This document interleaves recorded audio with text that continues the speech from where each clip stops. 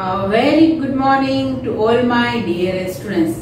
My name is Dr. Veena Somaya from Dr. Subhash Arya Kanya Vidyalaya, Junagadh. Welcomes you all in the lectures of Business Administration of 11th Commerce. Dear students, આપણે 11th Commerce માં Business Administration માં એટલે કે વાણિજ્ય વ્યવસ્થા અને સંચાલનમાં 4 chapters complete કરી ચૂક્યા છે અને હવે આપણે શરૂ કરી રહ્યા છે ચેપ્ટર નંબર 5 ધંધાકીય વ્યવસ્થાના સ્વરૂપો પાર્ટ 1.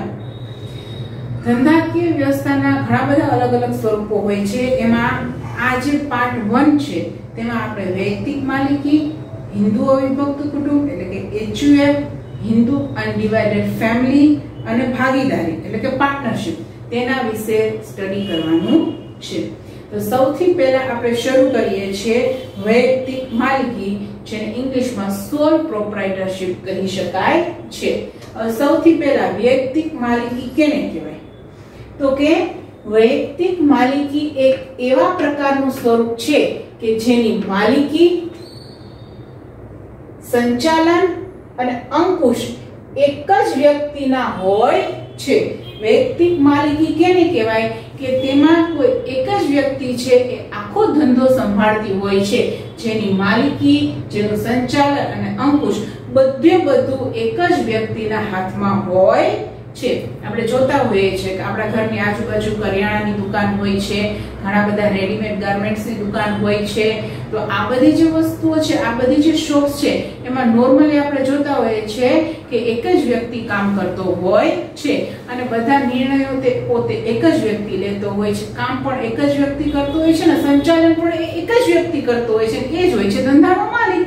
તો આવી જે આખી પેઢી છે એને વૈયક્તિક માલિકી કહી શકાય છે, જેમાં એક જ વ્યક્તિના હાથમાં બધી જ સત્તા અને બધું જ કામ હોય છે. આને કહેવાય છે વૈયક્તિક માલિકી. હવે આપણે જોઈએ વૈયક્તિક માલિકીની લાક્ષણિકતાઓ. એમાં સૌથી પહેલા આવે છે સ્થાપનાની સરળતા. અહીં વૈયક્તિક માલિકી જે છે એટલે કે કોઈ પણ તમારે એક સાદી સિમ્પલ શોપ સ્ટાર્ટ કરવી છે, સપોઝ ફાસ્ટ ફૂડની શોપ સ્ટાર્ટ કરવી છે તમારે એક જ વ્યક્તિને, તો એની જે સ્થાપના વિધિ છે એકદમ સરળ છે. એના માટે કોઈ પણ પેપર્સ રેડી કરવા કે એવી કોઈ પણ કાર્યવિધિ કરવાની હોતી નથી. તમને ઈચ્છા થાય છે, તમારી પાસે બધું બેકગ્રાઉન્ડ છે એટલે કે પૈસા છે, બધું જ છે, તો તમે શોપ સ્ટાર્ટ કરી શકો છો. સેકન્ડ આવે છે મૂડી. નોર્મલી વૈયક્તિક માલિકીમાં માલિક પોતે જ મૂડી રોકે છે. આ જે વૈયક્તિક માલિકી છે એમાં વ્યક્તિ પોતે જ મૂડી રોકતો હોય છે. હા, એવું થઈ શકે કે એને મૂડી ઓછી હોય તો પોતાના ફ્રેન્ડ સર્કલ કે રિલેટિવ્સ પાસેથી ઉછીની મૂડી લઈ આવી શકે છે. એમાં કોઈ પ્રોબ્લેમ હોઈ શકે નહીં. નેક્સ્ટ આવે છે વ્યવસ્થા શક્તિ. થર્ડ પોઈન્ટ છે વ્યવસ્થા શક્તિ. વૈયક્તિક માલિકી પોતે જ ધંધાનો વ્યવસ્થાપક છે. સામાન્ય રીતે માલિક પોતે જ ખરીદ, વેચાણ, ઉઘરાણી, હિસાબી કામકાજ તેમજ અન્ય વ્યવસ્થા સંભાળે છે. માલિકે પોતે છે અને વ્યવસ્થાપકે પોતે છે. શરૂઆતથી અંત સુધી, સવારથી સાંજ સુધી બધું જ કામ એ પોતે એક જ વ્યક્તિને કરવાનું હોય છે. એટલે માલિક પણ પોતે અને સંચાલક પણ પોતે, કારણ કે બધા જ કામ એ એક જ વ્યક્તિને કરવાના છે. એના પછી નેક્સ્ટ આવે છે ફોર્થ, કાર્ય સ્વતંત્રતા અને ઝડપી નિર્ણયો. અહીંયા વૈયક્તિક માલિકીમાં એ જે વ્યક્તિ માલિક છે, જે વ્યક્તિ સંચાલક છે, એ પોતે જ પોતાની રીતે સ્વતંત્ર છે કોઈ પણ નિર્ણય લેવા માટે. એને કોઈ બીજી વ્યક્તિને પૂછવા જવાની જરૂર પડતી નથી. એટલે કાર્ય કેવી રીતે કરવું એ પોતાની રીતે કરી શકે છે, નિર્ણયો પોતાની રીતે લઈ શકે છે, બીજા કોઈને પૂછવા જવાની જરૂર નથી. એટલે નિર્ણય છે એ ઝડપી લઈ શકાય છે, એમાં વિલંબ થતો નથી. નેક્સ્ટ પોઈન્ટ આવે છે પાંચમો, જવાબદારી. વૈયક્તિક માલિકની દેવું ચૂકવવાની જવાબદારી અમર્યાદિત હોય છે. હવે કોઈ પણ પ્રોબ્લેમ ઊભો થાય વૈયક્તિક માલિકીમાં, જો દેવું વધી જાય તો તે વ્યક્તિને પોતાની પર્સનલ મિલકતો વેચીને પણ દેવું પૂરું કરવું પડે છે, ચૂકવવું પડે છે. માલિકને ધંધામાં ખોટ જાય, ધંધાનું દેવું વધતું જાય અને ધંધાની મિલકતો તે દેવું ચૂકવવા માટે અપૂરતી હોય તો તે ધંધાના માલિકે પોતાની અંગત મિલકતોમાંથી વધારાનું પૂરેપૂરું દેવું ચૂકવવાની જવાબદારી રહે જે એવું બને કે વૈયક્તિક માલિકીમાં મિલકતો 5 લાખની હોય અને દેવા 7 લાખના, એટલે કે મિલકતો કરતા દેવા વધી જાય છે, તો એ 2 લાખનું દેવું વધી ગયું છે, વધારે પડતું વધી ગયું છે, તો એ 2 લાખનું દેવું એ વ્યક્તિને ચૂકવવું પડશે. પોતાની પર્સનલ મિલકત પણ એને વેચી અને પણ એ ધંધાનું દેવું એને ચૂકવવું પડે છે. શા માટે? કારણ કે વૈયક્તિક માલિકીમાં વ્યક્તિ જે માલિક છે એની જે જવાબદારી છે એ અમર્યાદિત હોય છે. એના પછી નેક્સ્ટ આવે છે છઠ્ઠો પોઈન્ટ, રહસ્યોની જાળવણી. જે કંઈ પણ બિઝનેસના સિક્રેટ હોય એક જ વ્યક્તિના મગજમાં હોય છે, એના પોતાની પાસે જ હોય છે. પોતે બધા આ જે સિક્રેટ્સ છે એ કોઈની જોડે એને શેર કરવાના હોતા નથી. એટલે જે કંઈ પણ બિઝનેસ સિક્રેટ્સ છે એ પોતે પોતાની પાસે જાળવી શકે છે, બીજાને કોઈને કહેવાની જરૂરિયાત આવતી નથી. એટલે રહસ્યોની જાળવણી થઈ શકે છે. એના પછી આવે છે અંગત સંપર્ક. અહીંયા એવું બને છે કે વ્યક્તિ પોતે છે એ ડાયરેક્ટલી જ કસ્ટમર સાથે ડીલિંગ કરતી હોય છે. સપોઝ કોઈ પણ રેડીમેડ ગાર્મેન્ટ્સની શોપ છે તો ત્યાં કોઈ પણ કસ્ટમર છે એ પરચેસિંગ કરવા આવે છે તો એ પોતે જ વ્યક્તિ કસ્ટમર સાથે કન્સર્નમાં આવે છે, બધા પ્રકારનો માલ બતાવે છે અને ગ્રાહકને કંઈ પણ પ્રોબ્લેમ હોય તો એ શેર પણ કરી શકે છે. એટલે અહીં એવું થાય છે કે વૈયક્તિક માલિકીમાં વ્યક્તિ જ બધું કરે છે, તો વ્યક્તિ છે એ ડાયરેક્ટ કસ્ટમરના કોન્ટેક્ટમાં આવે છે. એના પછી લાસ્ટ પોઈન્ટ છે માલિકી અને સંચાલનનું એક્ય. વૈયક્તિક માલિકીમાં જે માલિક હોય છે તે સંચાલક હોય છે, આથી માલિકી અને સંચાલકનું એક્ય હોય છે. આગળ પણ આપણે વાત થઈ ગઈ છે કે માલિક ઈ જ છે, સંચાલક ઈ જ છે, એટલે માલિક અને સંચાલક બંને એક જ વ્યક્તિ છે, એટલે બેયનું એક્ય જોવા મળે છે. તો આવી રીતે વૈયક્તિક માલિકીની ટોટલ 8 લાક્ષણિકતાઓ છે. હવે એના આપણે ફાયદા જોઈએ. તો સ્ટુડન્ટ્સ, ફાયદા છે એ લાક્ષણિકતાઓ સાથે કન્સર્ન જ છે. જે વસ્તુ આપણે ફાયદામાં સ્ટડી કરી ગયા એવી જ વસ્તુઓ 80% પોઈન્ટ છે એ બધા સિમિલર જ આવે છે. Let's study. સૌથી પહેલા આવે છે સરળ સ્થાપના વિધિ. તો સરળ સ્થાપના વિધિ એ આપણે અહીંયા સ્ટડી કરી જ ગયા છીએ કે વૈયક્તિક માલિકીમાં જે સ્થાપના વિધિ છે ટોટલી સરળ છે. આપણે કોઈ પણ જગ્યાએ જઈને રજીસ્ટ્રેશન કરવાનું હોતું નથી. આપણી પાસે પૈસા છે તો આપણે કોઈ પણ પ્રકારની શોપ સ્ટાર્ટ કરી દે એટલે આપણો બિઝનેસ સ્ટાર્ટ થઈ જાય છે. એના પછી ઓછી મૂડી, એટલે કે આમાં જે આપણી પેઢી છે એ નોર્મલી નાની જ હોય છે, એમાં જે ઇન્વેસ્ટમેન્ટ હોય છે એ મીડિયમ રેશિયોમાં હોય છે, એટલે મૂડીની પણ એટલી બધી જરૂરિયાત પડતી હોતી નથી. તો ઓછી મૂડીથી તમે તમારો બિઝનેસ સ્ટાર્ટ કરી શકો છો. હા, પછી તમને પ્રોફિટ થાય અને તમે આગળ વધો is next thing, second thing. પણ શરૂઆતમાં whenever you are going to start your business at that time you do not need much money. ઓછી મૂડીથી તમે શરૂઆત કરી શકો છો. નેક્સ્ટ થર્ડ પોઈન્ટ આવે છે રહસ્યોની જાળવણી, જે આપણે અહીંયા જોઈ જ ગયા છે છઠ્ઠા પોઈન્ટમાં કે એક જ વ્યક્તિ પાસે બધા બિઝનેસ સિક્રેટ હોય છે અને કોઈ પણ વ્યક્તિ બીજી વ્યક્તિ જોડે શેર કરવાના હોતા નથી. એટલા માટે રહસ્યોની જાળવણી થઈ શકે છે, ઇટ ઇઝ પોસિબલ. એના પછી આવે છે ઝડપી નિર્ણય. એ આપણે ચોથા પોઈન્ટમાં સ્ટડી કરી ગયેલા છે કે વ્યક્તિ એક જે પોતે માલિક છે એઝ વેલ એઝ સંચાલક, બરાબર, એને જ નિર્ણયો લેવાના છે. તો નિર્ણય લેતી સમયે કોઈને જ પૂછવા જવાનું નથી, એટલે નિર્ણય છે એ ઝડપી લઈ શકાય છે. નેક્સ્ટ આવે છે વ્યક્તિગત સંપર્ક. એ પણ આપણે જોઈ ગયેલા હતા અંગત સંપર્કમાં કે જે વ્યક્તિ છે એ પોતે જ કસ્ટમર સાથે ડાયરેક્ટ ડીલિંગ્સ કરે છે, એટલે કસ્ટમરના કોન્ટેક્ટમાં ડાયરેક્ટ આવે છે. એના પછી 6 પોઈન્ટ છે પરિવર્તનશીલતા.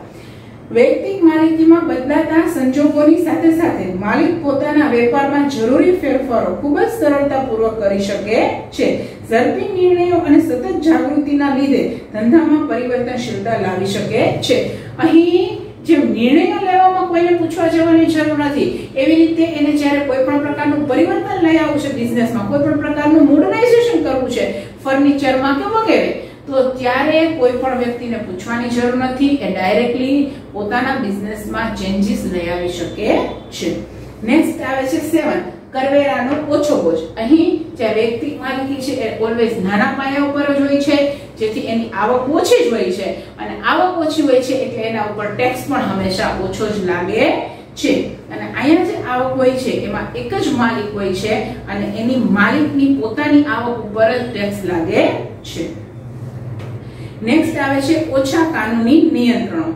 વૈયક્તિક માલિકી છે એમાં કોઈ વધારે પડતા કાનૂન નિયંત્રણો છે નહીં, કારણ કે આ સ્પેશિયલી આમ જનતા માટે હોય છે. જે આમ જનતા છે જેની પાસે ઓછી મૂડી છે એ સ્પેશિયલી આ પ્રકારની વૈયક્તિક માલિકીથી પોતાના કરિયરનું સ્ટાર્ટિંગ કરતી હોય છે. કાનૂન નિયંત્રણો આમાં કોઈ પણ પ્રકારના લાગુ પડતા નથી, અને લાગુ પડે છે તો પણ લેસ, એનો જે રેશિયો છે બહુ જ ઓછો છે. આ રીતે ટોટલ 8 જે છે એ વૈયક્તિક માલિકીના ફાયદા છે, જેમાંથી મોસ્ટ ઓફ પોઈન્ટ છે એની લાક્ષણિકતાઓ જેવા જ છે, અને એમાં લાસ્ટ આવે છે એની મર્યાદાઓ, કે એના માઇનસ પોઈન્ટ શું છે. આપણે એના ફાયદા તો જોઈ લીધા કે આટલા બધા એના ફાયદા છે. વૈયક્તિક માલિકી જે છે એ ઘણી બધી રીતે સારી છે, તો એમાં અમુક માઇનસ પોઈન્ટ છે, નેગેટિવ પોઈન્ટ્સ છે. કેટલા નેગેટિવ પોઈન્ટ્સ છે? તો કે 6 નેગેટિવ પોઈન્ટ્સ છે. જોઈએ આપણે. સૌથી પહેલા છે મર્યાદિત મૂડી.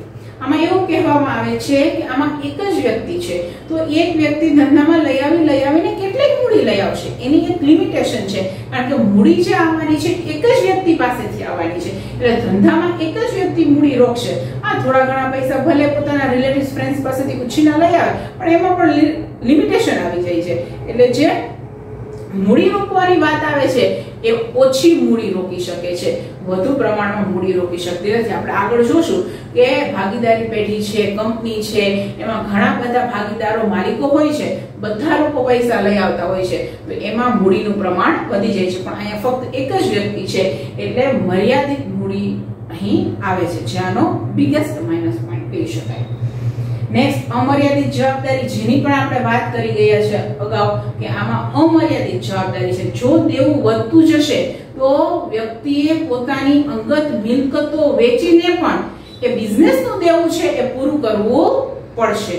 કાંઈ પણ થાય, પર્સનલ મિલકત ભલે વેચવી પડે, પણ બિઝનેસનું દેવું તો પૂરું કરવું જ પડે. શા માટે? કારણ કે વૈયક્તિક માલિકીમાં જવાબદારી છે એ કેવી છે? અમર્યાદિત છે. નેક્સ્ટ આવે છે થર્ડ, ટૂંકું આયુષ્ય. અહીંયા એક જ વ્યક્તિ આખો ફૂલ ઓફ બિઝનેસ સંભાળે છે.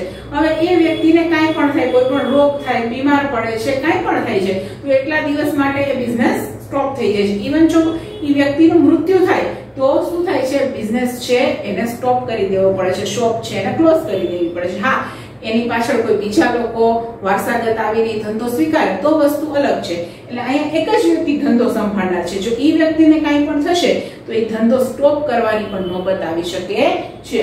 આ માટે કહેવાય છે કે વૈયક્તિક માલિકીમાં જે ધંધાનું આયુષ્ય છે એ ટૂંકું હોય છે. મર્યાદિત કાર્યશક્તિ, જે કાંઈ પણ કામ કરવાનું છે એકને જ કરવાનું છે, મેનેજમેન્ટ એક જ કરશે, મૂડી પણ એક જ લઈ આવશે, સવારથી સાંજ સુધીના બધા હિસાબ પણ એક જ વ્યક્તિ રાખશે. તો એક વ્યક્તિ કામ કરીને કેટલું કામ કરી શકે? કોઈ પણ એક વ્યક્તિ છે તો એની અમુક લિમિટેશન્સ હોય છે, તો ત્યાં એક જ વ્યક્તિને બધું કામ કરવાનું આવે છે, એટલે એની જે શક્તિ છે, કાર્યશક્તિ છે એ મર્યાદિત છે. તો અમુક કામ એ કરી શકશે, તો એવું જ બનશે કે અમુક કામ એને ન ફાવતું હોય તો એ નહીં પણ કરી શકે. This is also one kind of minus point. Next છે ફિફ્થ પોઈન્ટ, નિર્ણયોમાં ભૂલની શક્યતા. આમાં એક જ વ્યક્તિને નિર્ણયો લેવાના છે, તો એક વ્યક્તિ બધા જ ડિસિઝન સાચા લે એવું જરૂરી નથી, ન લઈ શકે. તો અહીં કોઈ એ બીજા વ્યક્તિને પૂછી શકતો નથી, બીજા કોઈને ડિસિઝન લેવામાં ઇન્વોલ્વ નથી કરી શકતો. તો એક જ વ્યક્તિને જે કંઈ પણ નિર્ણય લેવાના હોય છે એક જ હાથે લઈ લેતો હોય છે, એક જ વ્યક્તિ નિર્ણય બધા લેતો હોય છે. તો એવું પોસિબલ છે કે ક્યારેક એના નિર્ણય ખોટા પણ પડે, નિર્ણય લેવામાં ભૂલ પણ થઈ શકે છે. અને લાસ્ટ આવે છે મોટા પાયા પરના વેપારના લાભનો અભાવ. આ જે છઠ્ઠો પોઈન્ટ છે પેલા પોઈન્ટ સાથે કન્સર્ન છે, કારણ કે ધંધામાં જે મૂડી છે એ મર્યાદિત છે, વધારે મૂડી નથી, મૂડી ઓછી છે. એટલે જ્યારે આપણે મોટા પાયા પરના વેપારનો લાભ લેવો હોય ત્યારે આપણી પાસે મૂડીની અછતના કારણે એ લાભ લઈ શકતા હોતા નથી. ઘણી વખત એવું હોય છે કે આપણે રો મટીરિયલ પરચેસ કરવું હોય કે કોઈ પણ બીજી વસ્તુઓ પરચેસ કરવી હોય ત્યારે જો બલ્કમાં એને પરચેસ કરીએ તો અમુક પર્સન્ટેજ ડિસ્કાઉન્ટ મળતું હોય, પણ એટલી મૂડી વધુ હોય તો આપણે બલ્કમાં માલ પરચેસ કરી શકશું ને. પણ એટલી મૂડી જ નથી તો આપણે બલ્કમાં માલ પરચેસ નહીં કરી શકીએ અને કમિશન ડિસ્કાઉન્ટ જે છે એનો ફાયદો લઈ શકશું નહીં. તો આવી રીતે જો 8 ફાયદા છે સ્ટુડન્ટ્સ, એની 6 મર્યાદાઓ પણ છે. અહીં વૈયક્તિક માલિકીનો કન્સેપ્ટ ક્લિયર કમ્પ્લીટ થાય છે. સેકન્ડ આવે છે હિન્દુ અવિભક્ત કુટુંબ, જેને ઇંગ્લિશમાં કહેવાય છે હિન્દુ અનડિવાઇડેડ ફેમિલી, અને જેને શોર્ટમાં કહેવાય છે HUF.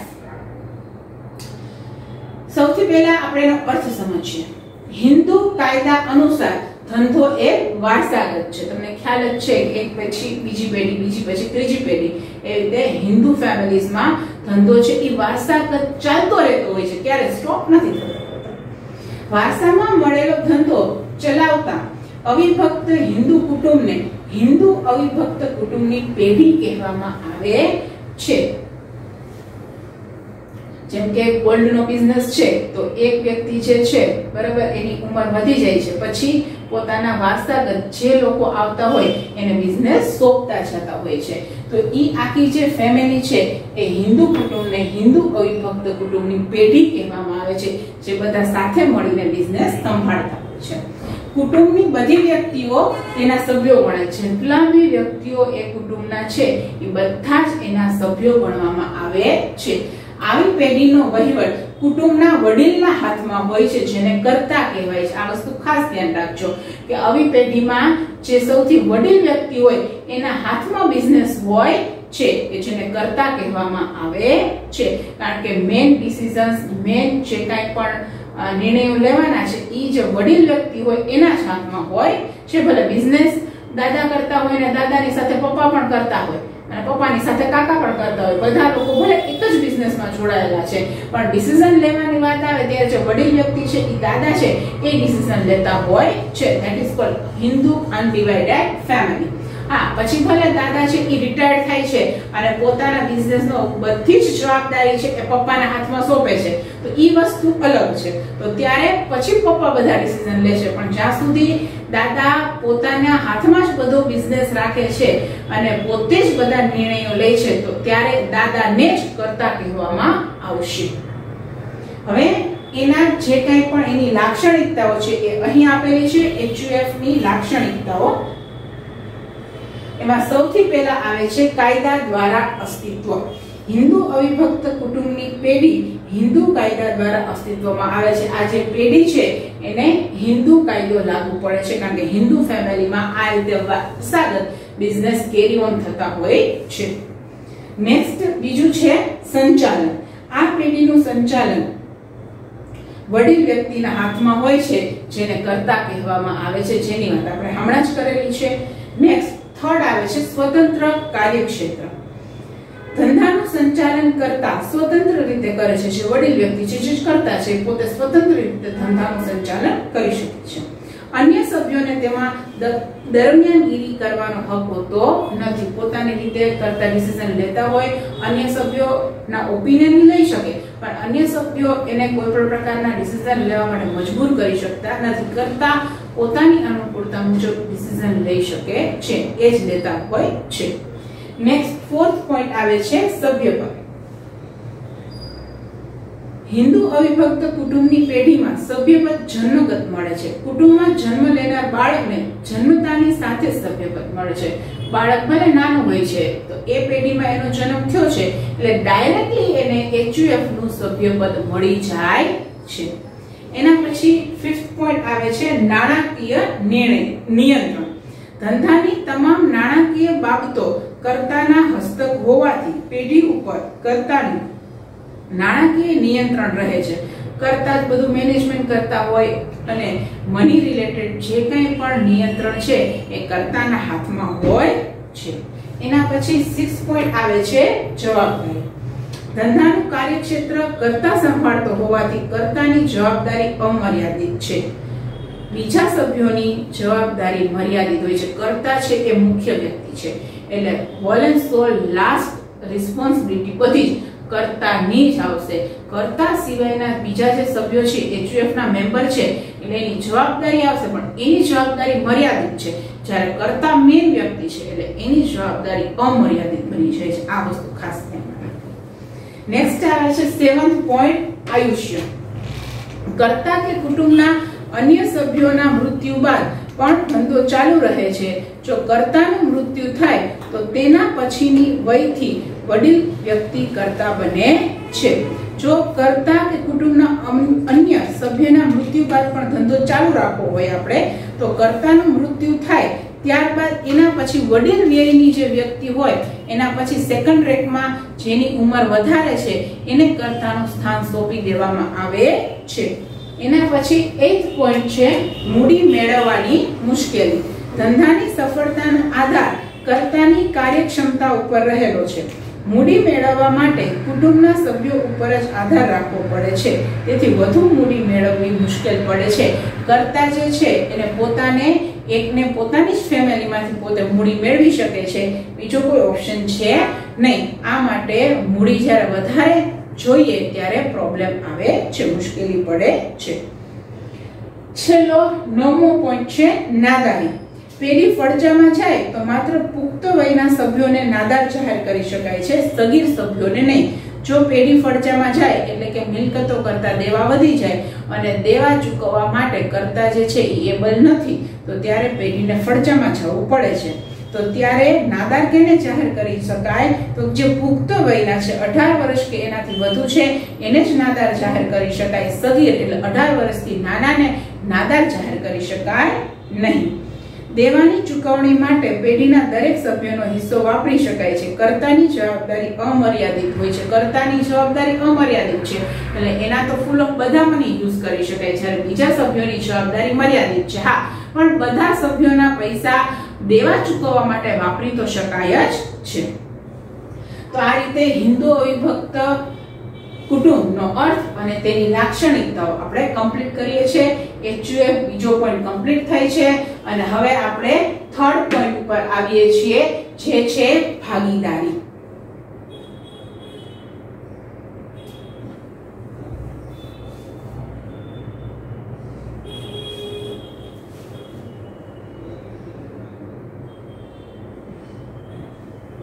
થર્ડ પોઈન્ટ ભાગીદારી. સૌથી પહેલા આપણે ભાગીદારીનો અર્થ જોઈએ તો 1932 ના ભારતીય ભાગીદારી કાયદા મુજબ ભાગીદારી એટલે શું એ આપણે સમજવાનું છે. કેના મુજબ? 1932 ના ભારતીય ભાગીદારી કાયદા મુજબ. તો કે ભાગીદારી એ એવી વ્યક્તિઓ વચ્ચેનો સંબંધ છે કે જેઓ બધા દ્વારા કે બધા વતી કોઈ એક દ્વારા ચલાવાતા ધંધાનો નફો વહેંચી લેવા સંમત થયા છે. ભાગીદારીમાં એક કરતા વધારે વ્યક્તિઓ હોય છે સૌથી પહેલા તો, અને ઈ વ્યક્તિઓ વચ્ચે એવો સંબંધ છે કે બધા દ્વારા અથવા બધા વતી કોઈ એક દ્વારા ચલાવતા ધંધાનો. આમાં એવું થાય કે જે સભ્યો છે એ બધા લોકો બી ધંધા ચલાવતા હોય, બધા સાથે મળીને ધંધો ચલાવતા હોય, અથવા તો બધા લોકો ધંધો ના ચલાવતા હોય તો બધા વતી કોઈ એક દ્વારા ધંધો ચલાવાતો હોય, અને એમાંથી જે નફો મળે છે એ બધાય પોતે ડિસાઈડ કરેલો એક રેશિયો હોય છે, પ્રોફિટ રેશિયો, એ મુજબ ધંધાનો નફો છે વેચી લેતા હોય છે. તો આવી રીતે ભાગીદારીનો મીનિંગ 1932 ના ભારતીય ભાગીદારી કાયદા મુજબ આપેલો છે. હવે આપણે આમની લાક્ષણિકતાઓ જોવાની છે. ભાગીદારીની લાક્ષણિકતાઓ જોશું એટલે ભાગીદારીનો જે કન્સેપ્ટ છે એ પ્રોપરલી આપણે અન્ડરસ્ટુડ કરી શકશું. તો સૌથી પહેલા છે કરારજન્ય સંબંધ. લાક્ષણિકતાઓ ટોટલ 11 છે, એમાં સૌથી પહેલા છે કરારજન્ય સંબંધ. ભાગીદારી કરાર દ્વારા અસ્તિત્વમાં. સૌથી પહેલા તો ભાગીદારી છે એમાં કરાર છે એ કમ્પલસરી છે. આ કરાર લેખિત અથવા તો મૌખિક હોઈ શકે. હા, કરાર લેખિત પણ હોય અથવા તો મૌખિક પણ હોય, પણ આગળ આવશે કે લેખિત કરાર છે એ વધારે ઇમ્પોર્ટન્ટ છે. ભાગીદારોના વર્તનમાંથી ઊભી થતી સમજથી પણ ભાગીદારી અસ્તિત્વમાં આવે છે. કરાર લેખિત હોય તે હિતાવહ છે. કરાર લેખિત છે વધારે હિતાવહ છે, કારણ કે ભવિષ્યમાં જો કોઈ ગેરસમજ હોય કે ભવિષ્યમાં કોઈ પણ પ્રોબ્લેમ ઉભો થાય તો ઈ લેખિત વસ્તુઓ હશે તો જોઈ શકાશે અને એના દ્વારા આપણે આગળ વધી શકશું અને પ્રોબ્લેમનું સોલ્યુશન લઈ આવી શકશું. એટલા માટે લેખિત કરાર છે એ હિતાવહ છે. લેખિત કરાર છે કમ્પલસરી નથી, પરંતુ હિતાવહ છે, જેથી ભવિષ્યના પ્રોબ્લેમનો સામનો આપણે સરળતાથી કરી શકીએ. નેક્સ્ટ સેકન્ડ પોઈન્ટ છે સ્થાપના વિધિ. જેવી રીતે વૈયક્તિક માલિકીમાં સ્થાપના વિધિ સરળ હતી, એવી રીતે આમાં પણ ભાગીદારીમાં પણ સ્થાપના વિધિ સરળ છે. કોઈ લાંબી જટિલ પ્રોસેસ આમાં કરવાની હોતી નથી. થર્ડ છે નોંધણી. ભાગીદારી પેઢીની નોંધણી કરાવવી ફરજિયાત નથી, પરંતુ હિતાવહ છે. ભાગીદારી પેઢીની નોંધણી તમે ન કરાવો, 2 કે 5 સભ્યો ભેગા થઈને તમે પેઢી ચાલુ કરો છો તો એમાં કોઈ મનાઈ નથી, પણ જો નોંધણી કરાવેલી હશે તો ભવિષ્યમાં એ ફ્રૂટફુલ સાબિત થશે, એટલે હિતાવહ છે. એના પછી ખાસ ફોર્થ પોઈન્ટ છે ભાગીદારોની સંખ્યા. ભાગીદારી પેઢીમાં ભાગીદારોની સંખ્યા ઓછામાં ઓછી 2 હોય છે. ખાસ ધ્યાન રાખજો કે ભાગીદારી પેઢીમાં ભાગીદારોની ઓછામાં ઓછી સંખ્યા કેટલી હોવી જોઈએ? 2 હોવી જોઈએ. આગળ સમજો. કંપની ધારા 2013 ની કલમ 464 મુજબ 2013 ની કલમ 464 મુજબ ભાગીદારી પેઢીમાં ભાગીદારોની સંખ્યા 100 થી વધુ નહીં, એટલે 100 થી તો કોઈ દિવસ ભાગીદારી પેઢીની સંખ્યા વધશે જ નહીં. તેવી રીતે સરકારશ્રી નક્કી કરે તે મુજબ રહેશે. એટલે સરકારશ્રી એમાં ચેન્જ લઈ આવી શકશે. 100 નો જે નિયમ છે એમાં પણ 100 થી વધી શકશે નહીં. અને અત્યારે હાલમાં કંપની પરચુરણ નિયમ 10 મુજબ સરકારશ્રીએ ભાગીદારોની મહત્તમ સંખ્યા 50 નક્કી કરેલી છે. મિનિમમ ભાગીદારોની સંખ્યા કેટલી હોવી જોઈએ? તો મિનિમમ ભાગીદારોની સંખ્યા 2 હોવી જોઈએ અને મેક્સિમમ કેટલી હોવી જોઈએ? તો કે 100. અને અત્યારે હાલમાં ભાગીદારોની સંખ્યા કેટલી નક્કી કરવામાં આવેલી છે? 50 નક્કી કરવામાં આવેલી છે. તો આ વસ્તુ તમારે ખાસ ધ્યાનમાં રાખવાની છે. મેક્સિમમ 50 અત્યારે નક્કી કરેલી છે, મિનિમમ 2 અને 100 સુધી રાખી શકશે. ભવિષ્યમાં કઈ ચેન્જીસ થશે તો 100 સુધી રાખી શકાય છે. એના પછી નેક્સ્ટ 5th પોઈન્ટ આવે છે ઉદ્દેશ્ય. ભાગીદારી પેઢીનો મુખ્ય ઉદ્દેશ્ય કાયદેસરની ધંધાકીય પ્રવૃત્તિ કરી નફો મેળવવાનો છે. ભાગીદારી પેઢીનો ઉદ્દેશ્ય શું છે? તો કે પહેલા તો કાયદેસરની પ્રવૃત્તિ કરવાની છે, બિનકાયદેસરની નહીં, અને એના દ્વારા એ નફો મેળવે છે. નેક્સ્ટ 6થો પોઈન્ટ આવે છે મૂડી. તો કે સામાન્ય રીતે બધા જ ભાગીદારો મૂડી લાવે છે. તેમ છતાં મૂડી લાવવી એ બધા ભાગીદારો માટે ફરજિયાત નથી. નોર્મલી બધા ભાગીદારો મૂડી લઈ આવે, પરંતુ એવું કંઈ પણ ડિસાઈડ થયેલું હોય કે બધા નહીં લઈ આવે, આ 2 કે 3 વ્યક્તિ લઈ આવશે તો એવું પોસિબલ છે. એક વ્યક્તિ મૂડી લઈ આવે છે એવું પોસિબલ છે, પણ એ લોકોએ શું કરારમાં નક્કી કર્યું છે એ મુજબ આખી પ્રોસેસ ચાલતી હોય છે. એના પછી નેક્સ્ટ 7th પોઈન્ટ છે સંચાલન. ભાગીદારી પેઢીમાં ધંધાનું સંચાલન બધા ભાગીદારો સંયુક્ત રીતે કરી શકે છે. નોર્મલી તો બધા ભાગીદારો ભેગા થઈને સંચાલન કરતા હોય છે. બધા જ ભાગીદારોને ધંધાના નિર્ણયમાં ભાગ લેવાનો અધિકાર છે. બધા લોકો નિર્ણયમાં ભાગ લઈ શકે છે. કરારમાં દર્શાવ્યા મુજબ કોઈ એક કે એક કરતા વધારે ભાગીદારો પણ સંચાલન કરી શકે છે. હા, એવું પણ બની શકે કે કોઈ એક પર્ટિક્યુલર વ્યક્તિને સોંપી દેવામાં આવે કે આ એક જ વ્યક્તિ છે કે ધંધાનું સંચાલન કરશે, ભાગીદારી પેઢીનું સંચાલન કરશે. તો એવું પણ પોસિબલ છે કે કોઈ એક વ્યક્તિ સંચાલન કરે અને વધારે વ્યક્તિ સંચાલન કરે, એવું બી પોસિબલ જ છે. એના પછી છે અમર્યાદિત જવાબદારી. 8th પોઈન્ટ અમર્યાદિત જવાબદારી. વૈયક્તિક માલિકીની જેમ દેવાની ચૂકવણીની બાબતમાં ભાગીદારોની જવાબદારી અમર્યાદિત છે. જે રીતે વૈયક્તિક માલિકીમાં જે જવાબદારી અમર્યાદિત હતી, એવી જ રીતે ભાગીદારી પેઢીમાં પણ જવાબદારી છે એ અમર્યાદિત છે. જો ભાગીદારી પેઢીની મિલકતો કરતા દેવા વધી જાય તો ભાગીદારોએ પોતાની પર્સનલ મિલકત વેચીને પણ ધંધાનું દેવું ચૂકતે કરવું પડશે. એના પછી 9th પોઈન્ટ આવે છે માલિકીની ફેરબદલી. ભાગીદારી પેઢીમાં માલિકીની ફેરબદલી સરળ નથી. બધા જ ભાગીદારોની સંમતિ વગર કોઈ પણ ભાગીદાર પોતાનો ભાગ બીજાની તરફેણમાં બદલી શકતો નથી. જો કોઈ પણ એક ભાગીદારને પોતાનો જે ભાગ છે એ બીજી વ્યક્તિને, પોતાના રિલેટિવ્સ કે ફ્રેન્ડ્સને સોંપવો હોય તો જો બાકીના બધા ભાગીદારો હા પાડે, એટલે બાકીના બધા ભાગીદારો અગ્રી હોય, બધા જ ભાગીદારો જો સંમત થાય તો જ પોતે ભાગીદાર પોતાનો જે ભાગ છે એ બીજા વ્યક્તિને સોંપી શકે છે. બધા ભાગીદારોની હા હોય તો જ, અધરવાઇઝ પોસિબલ નથી. એના પછી છે 10મો પોઈન્ટ ધારાકીય સ્થાન. આપણે આગળ 1932 જે જોયેલું હતું એ જ છે ધારાકીય સ્થાન. 1932 ના ભારતીય ભાગીદારી કાયદામાં ભાગીદારના હકો, ફરજો, નિયમો, પેઢીની નોંધણી તેમજ અન્ય જોગવાઈઓ દર્શાવવામાં આવેલી છે. ભાગીદારી પેઢીને રિલેટેડ બધી જ બાબતો છે 1932 ના ભારતીય ભાગીદારી કાયદામાં દર્શાવેલી છે. અને લાસ્ટ 11th પોઈન્ટ છે પેઢીનું આયુષ્ય. ભાગીદારીનું આયુષ્ય મર્યાદિત છે. ભાગીદારી અને ભાગીદારી પેઢીનું અલગ અસ્તિત્વ છે. તેને કારણે કોઈ એક ભાગીદાર અસ્થિર મગજનો થઈ મૃત્યુ પામે કે નાદાર જાહેર થાય તો ભાગીદારીનો અંત આવે છે.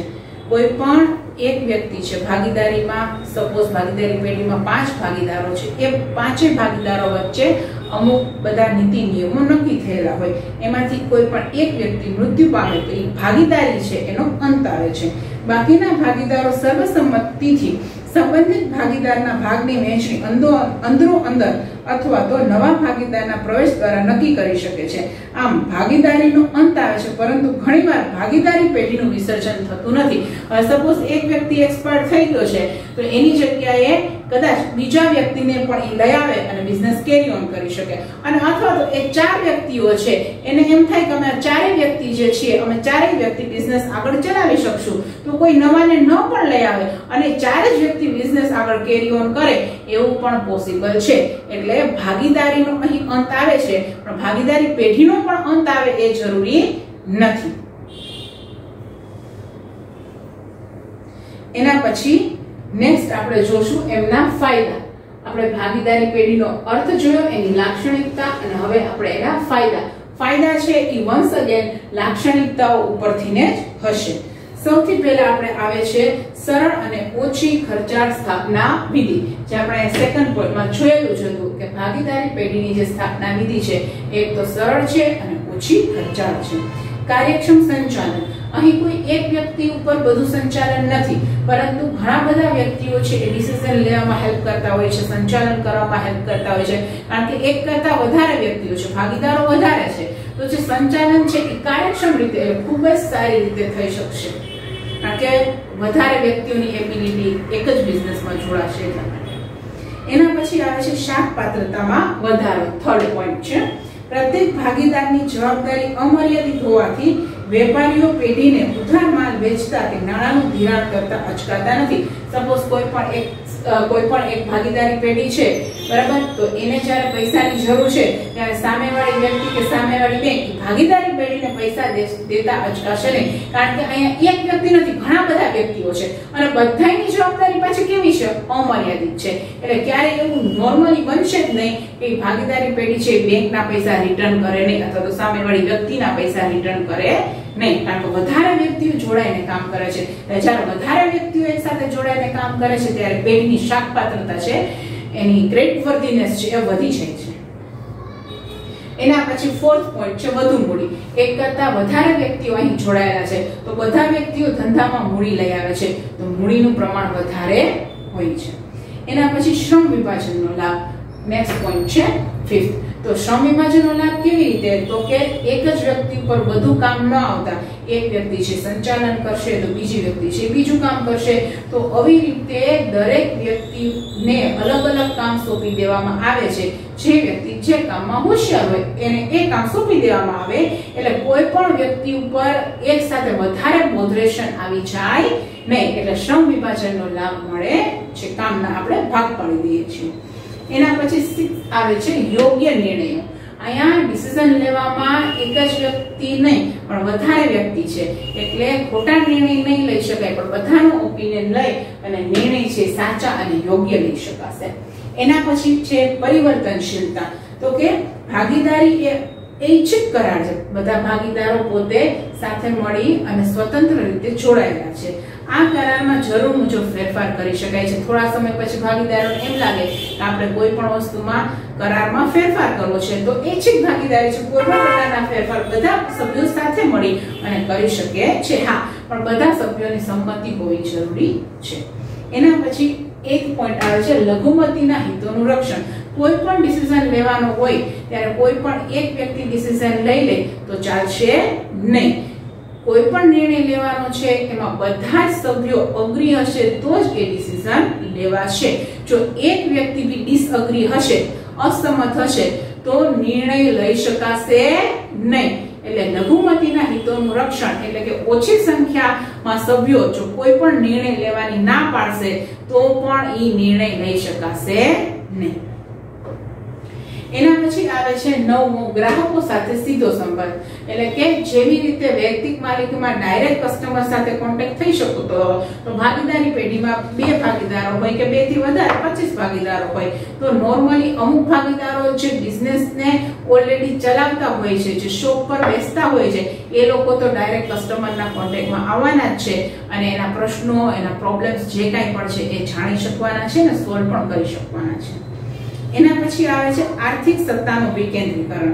ભાગીદારી પેઢીમાં જે કાંઈ પણ વ્યક્તિઓ છે 2 અથવા 2 થી વધારે છે એટલે બધા વચ્ચે સત્તા સોંપાયેલી હોય, કોઈ એકના હાથમાં સત્તા નથી. વૈયક્તિક માલિકીમાં એક જ વ્યક્તિ છે, એક જ માલિકી છે, સત્તા એકના જ હાથમાં છે. જ્યારે ભાગીદારી પેઢીમાં 2 અથવા 2 થી વધારે છે તો સત્તા છે બધાય વચ્ચે વહેંચાયેલી છે, એટલે સત્તાનું કેન્દ્રીકરણ નથી પણ સત્તાનું વિકેન્દ્રીકરણ છે. વૈયક્તિક માલિકીમાં સત્તાનું કેન્દ્રીકરણ હોય છે, જ્યારે ભાગીદારી પેઢીમાં સત્તાનું વિકેન્દ્રીકરણ હોય છે, કારણ કે સત્તા છે એ બધાય ભાગીદારો વચ્ચે જેટલા હોય એના વચ્ચે વહેંચાયેલી હોય છે. એના પછી નેક્સ્ટ આવે છે આવકવેરાનો ઓછો બોજ. ભાગીદારી પેઢીનો નફો દરેક ભાગીદારને ભાગીદારી કરાર મુજબ વહેંચાઈ જતો હોવાથી આવકવેરાનો બોજ ઓછો છે. જેટલો બી નફો છે બધા ભાગીદારો વચ્ચે વહેંચાઈ જશે એટલે ઓટોમેટિક જે ટેક્સ છે એ ઓછો જ લાગવાનો છે વ્યક્તિઓને. તો આવી રીતે ટોટલ 11 ફાયદા છે. એના પછી મર્યાદાઓ આપણે જોઈએ તો 7 એની મર્યાદાઓ છે. પહેલી મર્યાદા તો કે મર્યાદિત મૂડી. જેટલા ભાગીદારો છે એટલા જ ભાગીદારો મૂડી લઈ આવે છે અને એવું જરૂરી બી નથી કે બધા ભાગીદારો મૂડી લઈ આવતા જ હોય. એટલે વૈયક્તિક માલિકી કરતા તો ભાગીદારી પેઢીમાં મૂડી વધુ જ છે, પણ આગળ આપણે આવશે કે કંપનીમાં તો ખૂબ જ વધારે મૂડી આવી શકે છે. એના પ્રમાણમાં જોવા જઈએ તો મર્યાદિત મૂડી એટલે કે મૂડી ઓછી આવે છે. જેટલા બી ભાગીદારો છે બધા એટલા લઈ આવશે અથવા તો અમુક નક્કી કરશે એટલા લોકો મૂડી લઈ આવશે. એના પછી અમર્યાદિત જવાબદારી, જેની વાત આપણે ઘણી વખત કરી ચૂક્યા છે કે જો પેઢી છે ભાગીદારી પેઢી એની મિલકતો કરતા દેવા વધી જાય તો દરેક ભાગીદારને પોતાની પર્સનલ મિલકત વેચીને પણ પેઢીનું દેવું છે એ પૂરું કરવું પડે છે, કારણ કે જે જવાબદારી છે એ અમર્યાદિત છે. એના પછી છે વિસંવાદિતાની શક્યતા. કોઈ પણ નિર્ણય લેવામાં બની શકે કે એક ભાગીદાર પોઝિટિવ હોય તો બીજો નેગેટિવ હોય, તો એક ભાગીદાર પણ નેગેટિવ છે તો નિર્ણય લઈ શકાશે નહીં. એટલે મત છે એ અલગ અલગ પડતા હોય છે અને એને કારણે નિર્ણય લેવામાં વિલંબ આવે છે અને એના કારણે વિસંવાદિતા એટલે કે ઓપિનિયન મેચ થતા નથી, જે બિઝનેસને હાર્મફુલ નીવડે છે. એના પછી છે રહસ્યોની જાળવણી મુશ્કેલ, કારણ કે આમાં જેટલા પણ ભાગીદાર હોય છે બધા વચ્ચે સિક્રેટ છે શેર કરવું જ પડતું હોય છે અને બધા વચ્ચે સિક્રેટ શેર કરીએ છે એટલે સિક્રેટ છે એ ઓપન થઈ જાય છે એટલે રહસ્ય જાળવી શકાતા નથી. એના પછી 5th પોઈન્ટ આવે છે હિસ્સાની ફેરબદલી મુશ્કેલ. કોઈ પણ એક વ્યક્તિને એવું થાય કે મારે મારો હિસ્સો જે છે એ મારે કોઈ બીજા વ્યક્તિને સોંપી દેવો છે તો બાકીના બધા જ ભાગીદારો જો અગ્રી થશે તો જ તે ભાગીદાર બીજા વ્યક્તિને પોતાનો ભાગીદારીનો હિસ્સો સોંપી શકશે, અધરવાઇઝ નહીં. એટલે હિસ્સાની ફેરબદલી કરવી બહુ જ પ્રોબ્લેમેટિક મુશ્કેલ છે. નેક્સ્ટ 6th પોઈન્ટ આવે છે નિર્ણયો લેવામાં વિલંબ. કારણ કે કોઈ પણ નિર્ણય લેવાનો આવે છે ત્યારે બધા ભાગીદારો એગ્રી થવા છે. જો બધા ભાગીદારો એગ્રી થશે તો જ નિર્ણય લઈ શકાશે. તો એક નિર્ણય લેવામાં તો બહુ બધી વાર લાગી જાય એટલે નિર્ણય લેવામાં બહુ જ વિલંબ પડતો હોય છે, કારણ કે બધા ભાગીદારોનો એગ્રીમેન્ટ જરૂરી છે. લાસ્ટ આવે છે ટૂંકું આવ્યું છે 7મું. કોઈ પણ ભાગીદારની નાદારી, માનસિક અસ્થિરતા કે મૃત્યુને કારણે કાયદેસર રીતે ભાગીદારીનો અંત આવે છે. અહીં તમે ધ્યાન રાખજો સ્ટુડન્ટ, ભાગીદારીનો અંત આવશે. કોઈ પણ એક વ્યક્તિ જે છે એ નાદાર બને, માનસિક રીતે અસ્થિર બને, નિવૃત્ત થાય, મૃત્યુ પામે ત્યારે ભાગીદારીનો અંત આવે છે. એટલે કે એ ભાગીદારો વચ્ચે જે કરાર થયેલો છે એનો અંત આવે છે. ભાગીદારી પેઢી તો ચાલુ રહી શકે છે એટલે ભાગીદારી પેઢીનો નથી અંત આવતો. ખાસ વસ્તુ યાદ રાખવાની છે. નેક્સ્ટ પોઈન્ટ આવે છે ભાગીદારના પ્રકારો. ભાગીદારના ટોટલ 6 પ્રકાર છે. 6 અલગ અલગ પ્રકારના ભાગીદાર છે એ બિઝનેસમાં હોઈ શકે છે. સૌથી પહેલા આવે છે સક્રિય ભાગીદાર.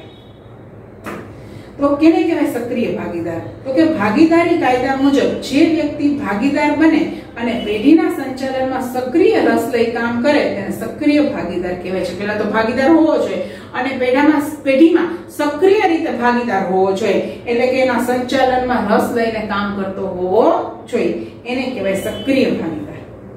બીજું આવે છે નિષ્ક્રિય ભાગીદાર. જે ભાગીદાર ભાગીદારી કરાર દ્વારા પેઢીનો ભાગીદાર બને નફો નુકસાન ભલે ભોગવે છે, પરંતુ પેઢીના સંચાલનમાં સક્રિય રીતે ભાગ લેતો હોય નહીં. પેઢીના સંચાલનમાં સક્રિય રીતે ભાગ ન લેતો હોય, ભલે નફો નુકસાન વેચતો હોય પણ સક્રિય રીતે ભાગ નથી લેતો, એટલે એને નિષ્ક્રિય ભાગીદાર કહેવામાં આવે છે. એના પછી આવે છે નામનો ભાગીદાર. નામનો ભાગીદાર પેઢીમાં મૂડી લાવતો નથી, મૂડી નહીં લઈ આવે. તે માત્ર પેઢીને પોતાના નામનો ઉપયોગ કરવા આપે છે, જેથી પેઢીની શાખમાં વધારો થાય છે, પરંતુ તેની જવાબદારી અન્ય ભાગીદારોની જેમ અમર્યાદિત રહે છે. આ જે નામનો ભાગીદાર છે એ પેઢીમાં મૂડી લઈ આવશે નહીં. શા માટે આ ભાગીદાર ધંધામાં એઝ અ બિઝનેસ પાર્ટનર તરીકે આવેલો હોય? તો કે એનું નામ ખૂબ જ સારું હોય. એનું નામ જો આપણી ભાગીદારી પેઢીમાં જોડાઈ જાય તો આપણી ભાગીદારી પેઢીનું નામ ખૂબ જ સારું થાય અને એના કારણે આપણને બેનિફિટ થાય. એટલે એ ભાગીદારનું નામ છે એ આપણે આપણી પેઢીમાં જોડેલું હોય છે, એને મૂડી લઈ આવવાની હોતી નથી. હા, પરંતુ એની જવાબદારી તો જેમ બીજા ભાગીદારો છે એમ અમર્યાદિત જ રહેશે. નેક્સ્ટ ફોર્થ આવે છે માત્ર નફાનો ભાગીદાર. જ્યારે કોઈ વ્યક્તિ ખાસ આવડત કે જ્ઞાન તથા અનુભવનો લાભ લેવા માટે તેને પેઢીમાં ભાગીદાર બનાવવામાં આવે ત્યારે તેને નફાનો ભાગીદાર કહેવાય છે. જો ધ્યાન રાખજો, કોઈ વ્યક્તિની ખાસ આવડત કે જ્ઞાન તથા અનુભવનો લાભ લેવો છે.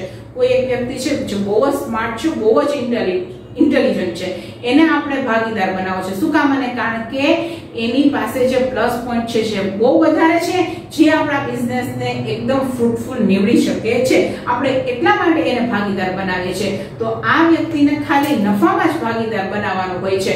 ખોટ જાય તો આ ભાગીદાર ઉપર કોઈ જ જવાબદારી હોતી નથી.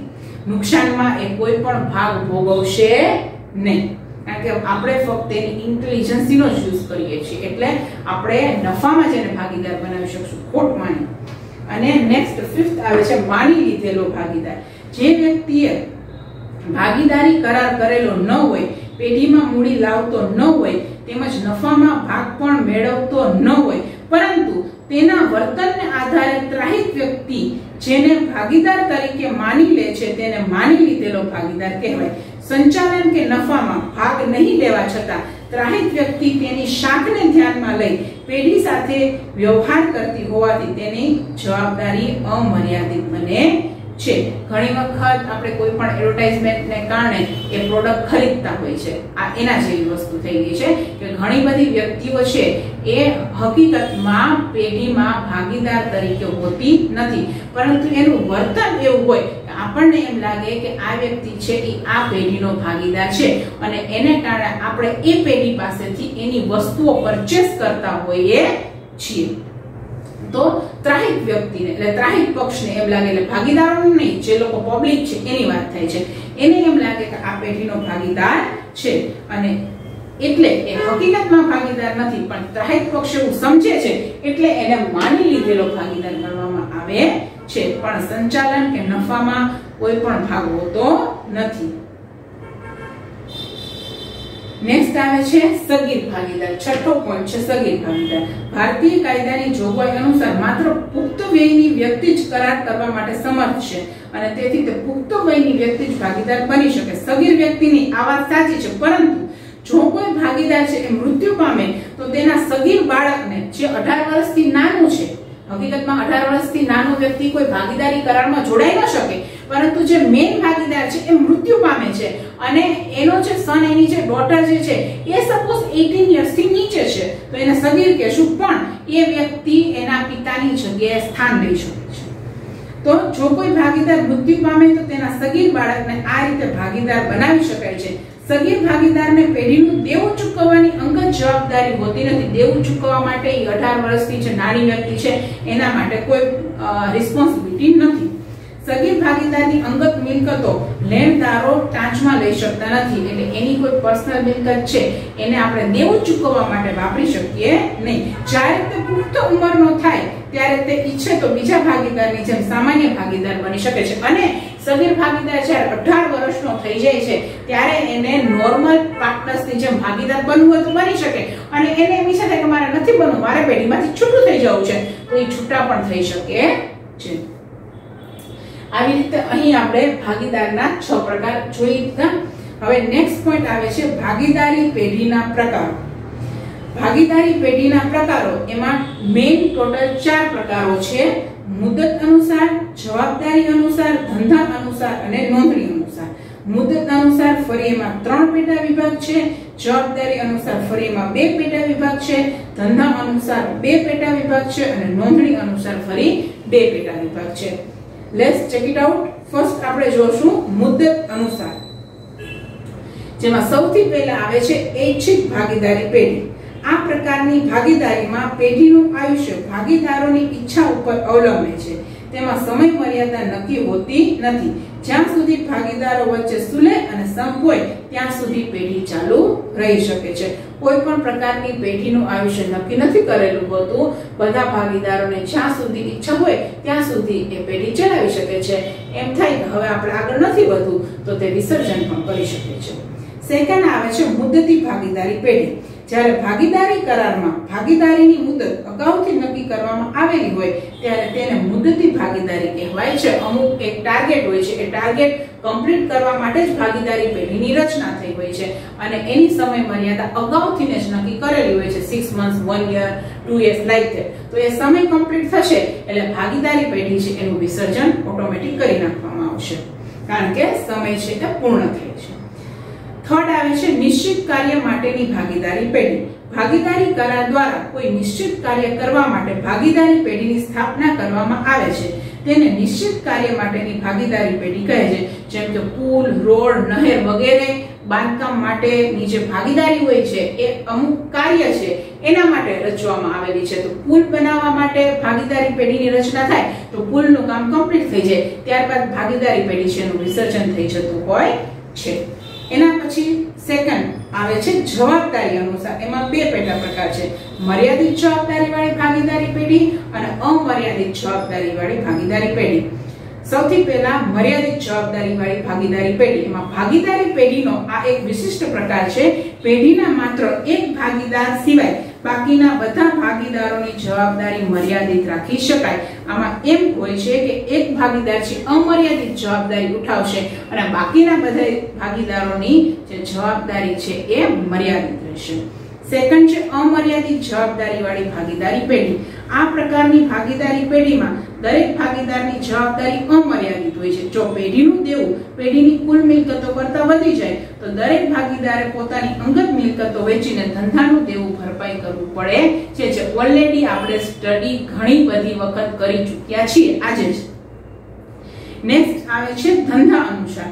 એમાં આવે છે શરાફી પેઢી, એટલે કે બેન્કિંગ સેક્ટરની વાત થાય છે. ભાગીદારી પેઢીનું કામકાજ જાહેર જનતા પાસેથી થાપણ સ્વરૂપે નાણાં સ્વીકારવાનું હોય અને ચોક્કસ શરતો મુજબ નાણાં ધીરવાનું હોય ત્યારે તેવી ભાગીદારી પેઢીને શરાફી પેઢી કહેવાય છે, જે નાણાં લેવડ દેવડનું કામ કરતી હોય તેને. આવી પેઢીમાં ઓછામાં ઓછા 2 અને વધુમાં વધુ 10 ભાગીદારો રાખી શકાય છે, જેમાં ઓછામાં ઓછા 2 તો કમ્પલસરી છે અને વધુમાં વધુ શરાફી પેઢીમાં 10 ભાગીદારો હોય છે. નેક્સ્ટ આવે છે સામાન્ય પેઢી, એટલે કે જે બેન્કિંગ સિવાયના અન્ય ધંધા માટે રચવામાં આવેલી હોય તેને સામાન્ય પેઢી કહેવામાં આવે છે. અને એના માટે આપણે જોઈ ગયા છે કે મિનિમમ 2 અને અત્યારે મેક્સિમમ 50 છે અને 100 સુધી સભ્યો રાખી શકાય છે. એના પછી નોંધણી અનુસાર. એમાં નોંધાયેલી ભાગીદારી પેઢી અને બિન નોંધાયેલી ભાગીદારી પેઢી. તો જે ભાગીદારી પેઢીની નોંધણી પેઢીઓના રજિસ્ટ્રાર પાસે થયેલી હોય તેને નોંધાયેલી ભાગીદારી પેઢી કહેવાય. રજિસ્ટ્રાર સમક્ષ આપણે ભાગીદારી પેઢીની નોંધણી કરાવીએ છીએ એને નોંધાયેલી ભાગીદારી પેઢી કહેવાય. અને જે ભાગીદારી પેઢીની નોંધણી પેઢીઓના રજિસ્ટ્રાર પાસે કરાવવામાં નથી આવતી હોતી તેને બિન નોંધાયેલી ભાગીદારી પેઢી કહેવામાં આવે છે. અને આપણે હવે લાસ્ટ પોઈન્ટ સ્ટડી કરવાનો છે આ ચેપ્ટરનો, જે છે ભાગીદારી કરારનામું, જેને ઇંગ્લિશમાં કહેવામાં આવે છે પાર્ટનરશિપ ડીડ, કે જેમાં જે કાંઈ પણ નીતિ નિયમો ભાગીદારો નક્કી કરે છે એને ભાગીદારી કરારનામું કહેવાય છે. જોઈએ આપણે, ભાગીદારી એ કરારથી ઉદ્ભવતો સંબંધ છે. આ કરાર લેખિત કે મૌખિક હોઈ શકે. આપણે આગળ વાત થઈ ગઈ કે કરાર છે જે લેખિત હોઈ શકે અને મૌખિક હોઈ શકે, પરંતુ લેખિત છે વધુ ઈચ્છનીય છે, જે આપણે શરૂઆતમાં આવી ગયું. લેખિત કરારથી ભાગીદારીની શરતો સ્પષ્ટ થાય છે. લેખિત કરારનામું એ ભાગીદારીનું બંધારણ છે, એટલે કે બધી જ વસ્તુઓ એ બંધારણમાં આપેલી હોય છે. ભાગીદારી કરારનામું કાયદાના નિષ્ણાંતોની મદદથી તૈયાર કરવું જોઈએ. હંમેશા એના નિષ્ણાંતો પાસે જઈને આપણે આ કરારનામું રેડી કરાવવું જોઈએ. હવે કરારનામામાં કઈ કઈ વિગતો સમાવિષ્ટ હોય છે જે આપણે જોઈએ. સૌથી પહેલા આવે છે પેઢીનું નામ અને સરનામું. આ ભાગીદારી કરારનામામાં સૌથી પહેલા હોવું જોઈએ. નેક્સ્ટ ભાગીદારોના નામ, જેટલા પણ ભાગીદારો છે એના નામ, સરનામા, ઉંમર, એના પ્રકાર અને ટેલિફોન નંબર. એના પછી પેઢીનું ધ્યેય લખવાનું હોય છે અને ધંધાનો પ્રકાર લખવાનો હોય છે. પેઢી કઈ તારીખે શરૂ કરવાની છે અને જો પેઢીની મુદત ડિસાઇડેડ હોય તો એ બી લખવાની. ભાગીદારોની મૂડી તથા મૂડી પર વ્યાજ આપવાનું હોય તો તે અંગેની બધી વિગત. મૂડી લખવાની કે આ ભાગીદાર કેટલી મૂડી લઈ આવશે અને મૂડી પર કેટલું વ્યાજ ચૂકવવાનું છે તે. પછી આવે છે ભાગીદારોનો વ્યક્તિગત ઉપાડ અને તેની મર્યાદા, એટલે કે કઈ વ્યક્તિ કેટલી મર્યાદામાં ઉપાડ કરી શકશે. ભાગીદારે પેઢીને આપેલી લોનના વ્યાજનો દર. ભાગીદાર જો પેઢીને લોન આપે છે તો પેઢીના પર કેટલું વ્યાજ ચૂકવશે એના પર્સન્ટેજ. નફા નુકસાનની વહેંચણીનું પ્રમાણ ખાસ નોંધવાનું હોય છે. ભાગીદારો વચ્ચે કેવી રીતે કાર્યની વહેંચણી કરવામાં આવે તે પણ નોંધવાનું રહે છે. ભાગીદારોને મહેનતાણા, કમિશન કે અન્ય સવલતો કેવી રીતે કેટલી આપવામાં આવશે એની નોંધણી. ભાગીદારી પેઢીના હિસાબો અને ચોપડા રાખવાની જોગવાઈ. બેંકમાં પેઢીના ખાતા ખોલાવવા અને તેની લેવડ દેવડ અંગેની સત્તા કેને સોંપવાની છે એની બધી ડિટેલ્સ. પાઘડીનું મૂલ્યાંકન કેવી રીતે કરવાની છે એની માહિતી. મતભેદ અને ઝઘડાના નિકાલ વખતે લવાદની વ્યવસ્થા, એટલે ઝઘડા થશે ભવિષ્યમાં તો એનો નિર્ણય ક્યારે કેવી રીતે આપણે લેશું એની બાબત. મહત્વના દસ્તાવેજો પર કઈ વ્યક્તિની સહી કરવામાં આવશે તેની સત્તાની વાત. નવા ભાગીદારના પ્રવેશ અને જૂના ભાગીદારની નિવૃત્તિ અંગેની બધી જોગવાઈઓ. ભાગીદારોના અધિકારો ક્યાં ક્યાં રહેશે, એની ફરજો કઈ કઈ રહેશે. સગીર ભાગીદારને દાખલ કરવાની જોગવાઈ રાખવામાં આવે છે અને પેઢીના વિસર્જન વખતે હિસાબોની પતાવટ કેવી રીતે કરવી એની જોગવાઈ. આ રીતની બધી ડિટેલ્સ છે એ ભાગીદારી કરારનામામાં લેખિત સ્વરૂપમાં નોંધવામાં આવતી હોય છે. ડિયર સ્ટુડન્ટ્સ, અહીં આપણે ચેપ્ટર નંબર 5 છે ધંધાદારી વ્યવસ્થાના સ્વરૂપો, તેમાં 3 પોઈન્ટ્સ જોયા: વૈયક્તિક માલિકી, ભાગીદારી પેઢી અને હિન્દુ અવિભક્ત કુટુંબ. આના બધા મેઇન પોઈન્ટ્સ છે બોર્ડ પર લખેલા છે જે તમારે તમારી નોટબુકમાં નોટ ડાઉન કરવાના રહેશે. Thank you everyone. Thank you so much.